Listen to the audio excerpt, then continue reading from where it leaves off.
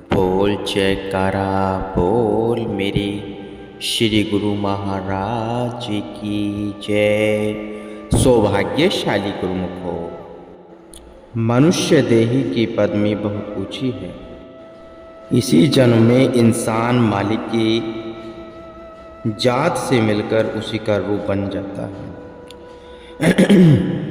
मगर माया ने बीच में पर्दा डाल कर रखा है। जैसे पारस और लोहे के बीच में बारीक सा पर्दा भी आ जाए तो लोहा कंचन नहीं बन पाता, उसी तरह जीव और ब्रह्म के बीच माया का छीना सा पर्दा पड़ा हुआ है। इसी कारण जीव ब्रह्म में लीन नहीं हो सकता। इस नुक्ते को समझाकर जीव अपने चित्त में से माया की छीनी पर्द को दूर करे और मालिक के सच्चे नाम को पूर्ण तौर पर दिल में पुख्ता यकीन कर ले कि दुनिया के सब पदार्थ मिथ्या और नाशवान हैं। केवल मालिक का नाम ही सत्य और शाश्वत है। उसी से सच्चे लीव लगा दे। जिस प्रकार किसी खुले मैदान में एक अकेला पेड़ हो और भीषण आंधी अथवा तूफान चल रहा हो, तो उस पेड़ की क्या दशा होगी जो फलदार भी हो और उसकी शाखाएं फलों से लदी हो। भीषण आंधी के कारण उसके समस्त फल गिरे जाएंगे और कई परिस्थितियों में तो आंधी तूफान के झटके सहन न कर सकने से पेड़ के समूल उमड़ जाने का भय है। ऐसी स्थिति में यदि उस पेड़ के बच सकने का कोई साधन है तो केवल यह कि जिस ओर से आंधी तथा तूफान के थपेड़े आ रहे हैं, उस ओर से पेड़ को किसी सुदृढ़ दीवार की ओट मिल जाए अथवा इसी प्रकार की कोई अन्य रोग आंधी वह पेड़ के मध्य उपस्थित हो, तो वह पेड़ तूफान से सुरक्षित रह सकता है। अन्यथा आंधी में अत्यंत सुदृढ़ एवं सशक्त पेड़ भी जड़ से उखड़ जाया करते हैं। इसी प्रकार संसार में भी काल और माया की भीषण आंधी दिन रात चल रही है। काम, क्रोध, लोभ, मोह और अहंकार आदि विकार भी इस आंधी के बलशाली थपेड़े हैं। संसारी जीव प्राय इन सशक्त थपेड़ों को सहन न कर सकने के कारण जीवन नष्ट कर रहे हैं। इस प्रकार की दुखद एवं हीनावस्था से मनुष्य तभी बच सकता है जब वह मालिक के सच्चे नाम का ओट आसरा ले। जैसे ऊपर पेड़ के प्रमाण से स्पष्ट किया गया है कि वह भीषण आंधी से तभी सुरक्षित रह सकता है जबकि उसे कोई सुदृढ़ ओट प्राप्त हो जाए। इसी प्रकार जीवात्मा भी काल और माया की आंधी से तभी सुरक्षित रह सकती है जब वह सत्पुरुषों की ओट लेकर उनके द्वारा प्रदीप्त नाम की कमाई करे। अन्य किसी प्रकार की सुरक्षित रहना असंभव है। इंसान चाहे कितने भी सावधानी एवं सतर्कता से काम ले और यमराज के दूतों के लिए कड़ा पहरा बिठा दे, परंतु शरीर को तो एक दिन मृत्यु का नाग डस ही लेगा, क्योंकि शरीर ही मृत्यु का ग्रास है। इसे तो कोई भी मृत्यु के मुख से नहीं बचा सकता, चाहे कोई गुरुमुख है अथवा मनमुख है। शरीर को कोई भी काल से नहीं बचा सकता। किंतु संत कहते हैं जो अवास्तविक वस्तु आत्मा है वह अजर, अमर और अविनाशी है। उसकी ओर ध्यान देने की जरूरत है। शरीर तो केवल आत्मा के रहने का मकान है और उस मकान को प्रत्येक अवस्था में एक दिन गिरना ही है। परंतु आत्मा काल और माया के चंगुल में न जाने पाए, इसका ध्यान रखना है। आत्मा यदि काल और माया के जाल में फंस गई तो फिर अनंत जन्मों तक छूट सकना कठिन है।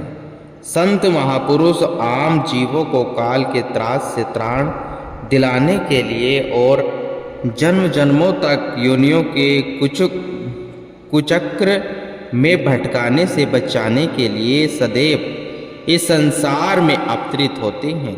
जो जीव उनकी चरण संगति ग्रहण कर गुरु शब्द की कमाई करते हैं, वे काल और माया के कुचक्र से मुक्त हो जाते हैं। यदि वास्तविकता की दृष्टि में देखा जाए तो मनुष्य जीवन का वास्तविक ध्येय भी यही है कि मनुष्य जन्म मरण के श्रृंखला से मुक्त हो जाए। जिस प्रकार कोई योग्य हकीम और डॉक्टर जब किसी नुस्खे को सैकड़ों बार आजमा कर देख लेता है और हर बार उसे सही पाता है, तब वह स्पष्ट रूप में कहता है कि यह मेरा अनुभूत नुस्खा है और यह कभी गलत नहीं हो सकता। सबने पढ़ा और सुना होगा कि जर्मनी में एक प्रसिद्ध डॉक्टर हैनीमैन थे। उन्होंने विभिन्न औषधियों के रस निकालकर स्वयं अपने शरीर पर प्रयुक्त करके उन्हें परखा और देखा, और जो परिणाम उनसे प्रकट हुए उन्हें अपनी डायरी में लिखते रहे। प्रत्येक रोग की सही औषधि विचारने के लिए उन्होंने स्वयं को प्रत्येक रोग में ग्रसित किया और फिर स्वयं उसका उपचार भी किया। इस प्रकार अपने शरीर पर अनेक कष्ट सहन करके उन्होंने संसार के प्रत्येक रोग को सही औषधि खोज निकाली और अपनी इस खोज को उपचार के एक नए साधन होम्योपैथिक के रूप में संसार के सम्मुख प्रस्तुत किया, जिससे आज सशस्त्रों लाखों लोग लाभ उठाकर रोग मुक्त हो रहे हैं। इसी प्रकार ही संतों महापुरुषों ने भी जब तब संयम साधन अपनाकर अपने शरीर पर सहस्त्रों प्रकार के कष्ट सहन कर संसार की प्रत्येक वस्तु पर सिद्धांत का प्रयोग किया है और अपने प्रयोग का परिणाम अथवा अपने अनुभवों का निचोड़ संसारी लोगों की भलाई के लिए उनके सम्मुख रख दिया है। इसी को संतों का सिद्धांत कहा जाता है और वह सिद्धांत यही है कि सिवाय मालिक के नाम की कमाई और मालिक की भक्ति के संसार की अन्य किसी वस्तु से मनुष्य को वास्तविक सुख की प्राप्ति नहीं हो सकती। जो संतों के इस सिद्धांत को मान लेता है तो उन्हें संतों का अनुभव अर्थात आजमाया हुआ नुस्खा मिल जाता है और वह उससे लाभ प्राप्त कर सकता है। उसे स्वयं प्रयोग करके देखने की आवश्यकता नहीं है। यदि कोई कहे कि मैं स्वयं प्रत्येक वस्तु का अनुभव करके देखूं, तो उसके अमूल्य जीवन का समय इसी प्रकार प्रयोग करने में ही व्यतीत हो जाएगा और फिर भी वास्तविक सुख पाने में असफल रह जाएगा। अमूल्य मनुष्य जीवन मिला, संतों की संगति भी प्राप्त हुई और सत्पुरुषों से मालिक के सच्चे नाम की प्राप्ति भी हो गई, फिर तो अतएव सौभाग्य है। यह तो भक्ति का सच्चा धन कमाने का शुभ अवसर मिल गया है। इसलिए महापुरुष बार बार सचेत करते हैं कि यही समय है जबकि मनुष्य असीम लाभ प्राप्त कर अपनी आत्मा को परमात्मा से एकाकार कर सकता है। नाश्वर शरीर से आत्म उन्नति का काम लेना ये बुद्धिमता सत्पुरुषों के वचन हैं। बनाया सवारा हुआ खुद को, लेकिन हुई हासिल जिंदगानी नहीं। नजर आकवत पर भी हो कुछ न कुछ, दुनिया ने आखिर निभानी नहीं। इंसान शरीर को सजाने संवारने खिलाने पिलाने में ही लगा हुआ है। यह जिंदगी का मकसद नहीं है और न ही कामयाबी है। जिंदगी की कामयाबी क्या है? नजर आकवत पर भी कुछ न कुछ अंतिम समय के लिए तो तुझे कुछ न कुछ ख्याल होना चाहिए। दुनिया में जो तेरा दुनिया के साथ मोह और अपने शरीर से लगाव है, इनमें से किसी ने साथ नहीं जाना। संतों की वाणियाँ इंसान को बार बार चेतावनी दे रही है कि इस शरीर को भक्ति के लिए सुरक्षित रख, शरीर परास्ती में गलतान होकर अपनी असली चीज को न भूला। जैसे किसी व्यक्ति के पास बहुमूल्य हीरे की अंगूठी हो और वह डिब्बी में रखी हो, वह डिब्बी की तो संभाल करे परंतु अंगूठी की नहीं। यदि अंगूठी हाथ से निकल गई तो फिर उसके हाथ पल्ले क्या है? खाली डिब्बी जिसकी कोई कीमत नहीं है। डिब्बी मिली थी अंगूठी की संभाल के लिए, मगर वह डिब्बी को ही सब कुछ समझ बैठा। इसी तरह शरीर की कोई कीमत नहीं है, शरीर से केवल काम लेना है। यह शरीर आत्मा की सुरक्षा के लिए मिला है, परंतु यह शरीर को ही सब कुछ समझ बैठा है और अपने आप को बहुत बुद्धिमान समझता है। महापुरुष सुझा करते हैं कि चतुर शिरोमणि तेहि जग माही, जे मणि लागी सुजतन कराही। श्री रामचरितमानस में कहा है, चतुर शिरोमणि वे हैं जो भक्ति रूपी मणि को प्राप्त करने के लिए यत्न करते हैं, क्योंकि वे अपनी आत्मा का सुधार कर लेते हैं। जिस मकसद के लिए यह शरीर मिला था उसे पूरा करके जीवन को साकारत कर लेते हैं। संसार में सत और असत दोनों प्रकार के पदार्थ विद्यमान हैं, जो तत्वदर्शी भक्ति परमार्थ के तत्व को जानते हैं, जिन्हें संत सद्गुरु की संगति में रहने से वास्तविक बोध हो गया है, वे ही नित्य और सत्य वस्तु से प्रेम करते हैं। गुरुमुख कभी भूलकर भी नाश्वर जगत के अस्थायी रसों की इच्छा नहीं करते, अपितु वे संसार के झूठे पदार्थों का प्यार छोड़कर प्रभु की भक्ति आराधना में निरत रहते हैं। भक्ति ही सत्य है और प्रभु का नाम ही सदा स्थिर रहने वाला है, और जो कुछ भी है वह धूलि के चित्र की तरह मिट जाएगा। सुरती जब प्रभु के नाम में जुड़ी रहती है तो सुख की अनुभूति होती है।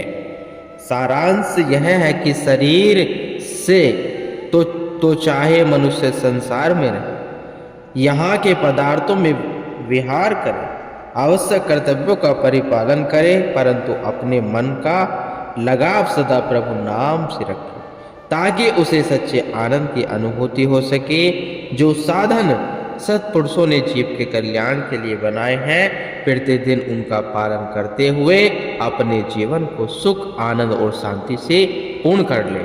महापुरुष फरमाते हैं कि जीवन थोड़े के दिन का है, जहाँ हमेशा के लिए रहना है उसके लिए काम करना चाहिए। अगर कोई व्यक्ति कुछ दिन के लिए यात्रा कर जाता है तो वह वहाँ से जल्दी निकलने की कोशिश करता है ताकि घर पहुँच सके।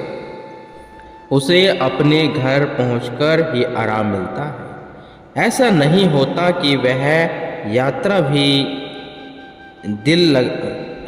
में ही दिल लगा बैठे। इस दुनिया में भी इंसान एक यात्री बनकर आया है, लेकिन अज्ञानता बस यह समझ बैठा है कि यह मेरा घर है। जो घरों छड़िए गवावना, सो लगा मन माही, जिथे जाए तुधु वर्तना तिस की चिंता न। इस घर को छोड़कर आखिर जाना ही जाना, यह कौन समझाएगा? क्या दुनियादारी समझाएंगे या यह संत महापुरुष ही जीव को समझाते हैं? आप यह देखते ही होंगे कि आपके बुजुर्ग यहाँ से चले गए तो कोई पता दे गए कि वे कहाँ गए हैं। उनकी क्या दशा होगी। यहाँ तो उनके पास खाने पीने के सामान थे, मकान था, बिजनेस था, वहाँ पर भी यह सब कुछ होगा। कोई पता कर सकता है? नहीं।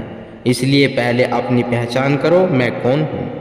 मोह माया की निंद्रा में सोया हुआ, माया के धोखे में आया हुआ इंसान अपने आप को नहीं समझ सकता।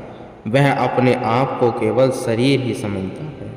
वेद शास्त्र और पंडित विद्वान भी यही कह रहे हैं। आप भी अपने दिल में विचार करो कि शरीर अनित्य और नाशवान है, उसने विनश जाना है।